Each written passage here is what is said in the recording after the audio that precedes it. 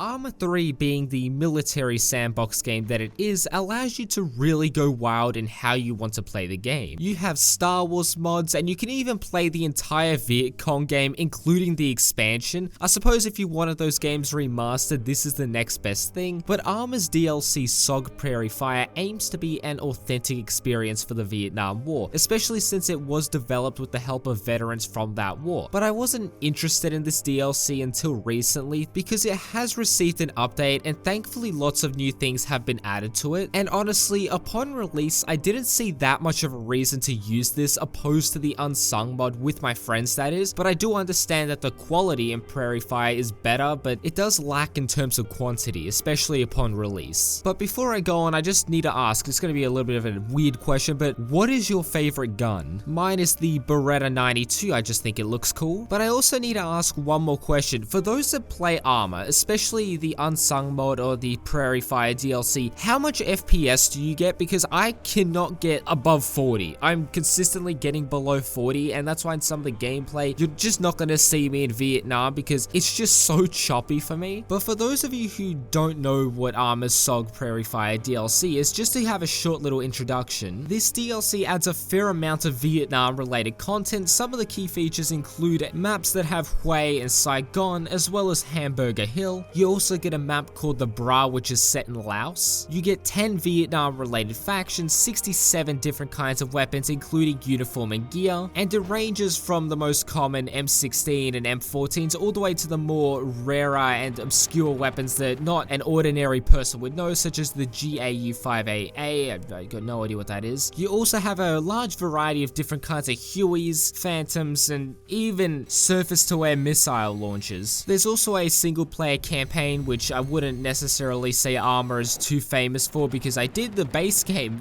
campaign and I got absolutely humiliated by the AI. So the missions and ops are more enjoyed with friends. But going back to the update and what I think is the biggest addition, and that is the new factions. We see the addition of Australia, New Zealand, as well as the SAS and Navy SEALs, ROC, Pathet Lao, and the Royal Lao Army, as well as the ARVN. Every time I think of Laos, I think of that one gag from The King of the Hill. We lay ocean. The ocean? What ocean? We all lay ocean. From Laos, stupid. It's a landlocked country in Southeast Asia. It's between Vietnam and Thailand, okay? Population 4.7 million. So, are you Chinese or Japanese? But seriously, during the Vietnam War, Laos was also going through its own civil war, and fun fact, while Laos is considered the land of a million elephants, from 1964 to 1975, Laos had over 2 million tons of ordnance dropped on it, making it the most bombed country in the world, as well as having more bombs dropped on it than World War II. And apparently this was equivalent to being bombed a plane load 8 minutes, 24 hours a day for 9 years. And I don't know how you're supposed to relax. I imagine that their calendars probably look like, oh, Monday, oh, it's another bombing run, oh, it's Napalm Tuesdays, followed by Wednesday's cluster bombing.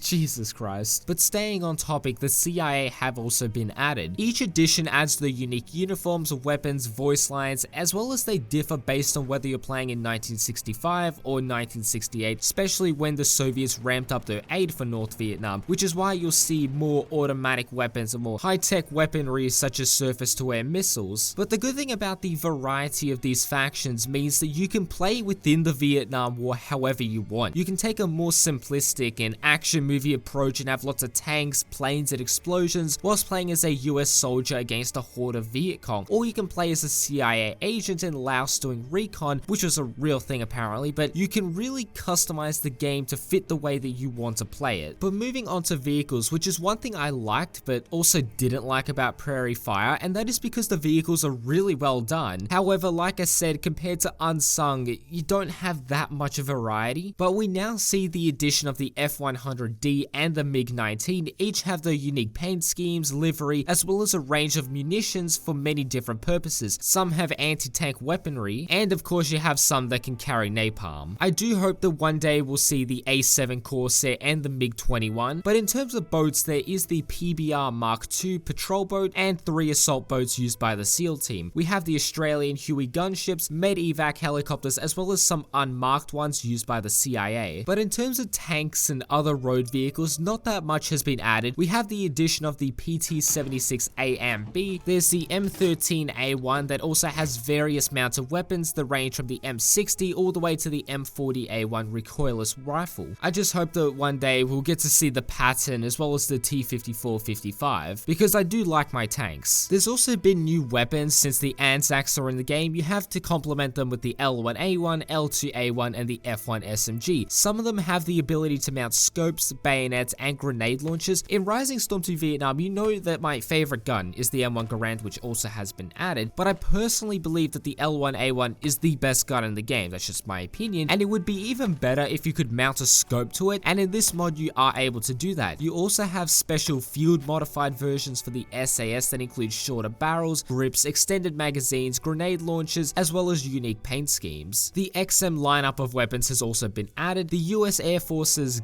GAU-5A.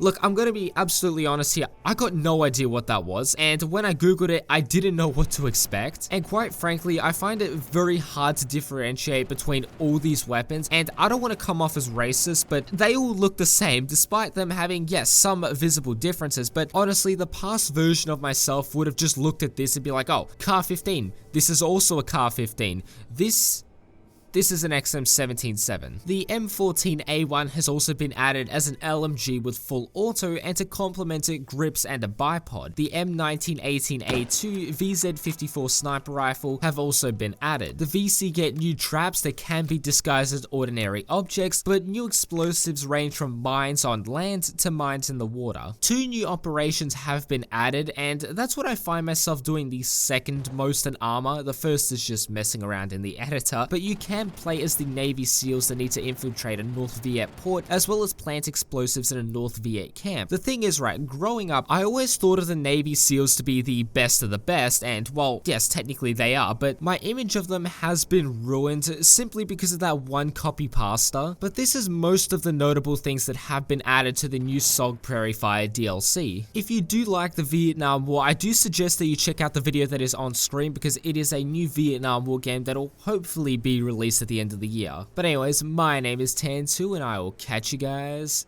in the next video. Peace.